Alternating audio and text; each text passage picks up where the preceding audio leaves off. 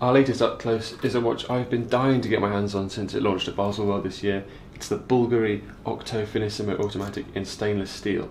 Now, the Octo Finissimo Automatic's been around since last year in titanium, and now Bulgari has recreated it in steel, and it is just a stunning watch. It's got this wonderful brightness and lightness that matches with its actual physical lightness. It makes for such an amazing wearing experience.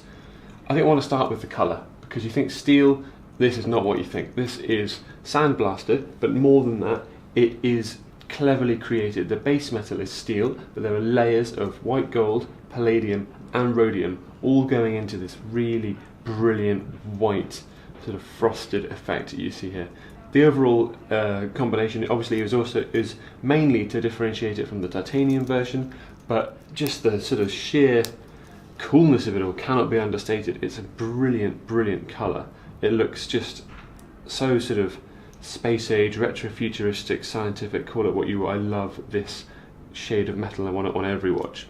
Of course, the Octo Finissimo shape is just a stunning one itself as well. You've got all these amazing facets and steps and lines. It's so architectural, so Art Deco, so MC Escher in ways, and all of it packed into a case that's 5.15mm thick, 40mm across.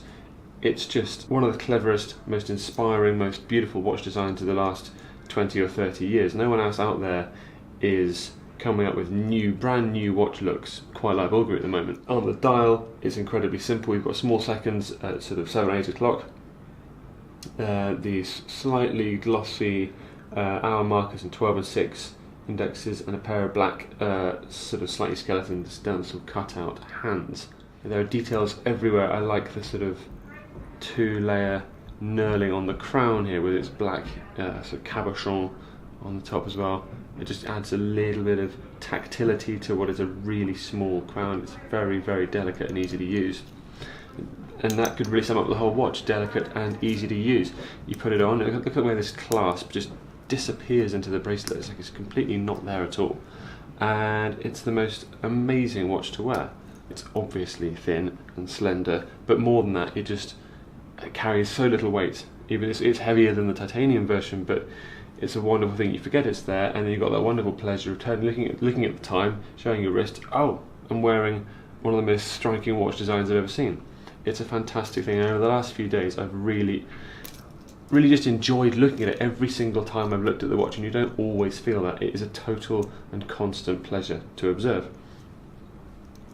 When you flip it over, you're faced with a movement, a really large movement, takes the full space in the case, as you would imagine, because there's so little volume to that thin case.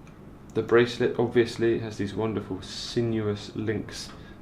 They're not overly complicated shapes, but just the interplay of light across it, the way each one bends into the next, is a thing of beauty.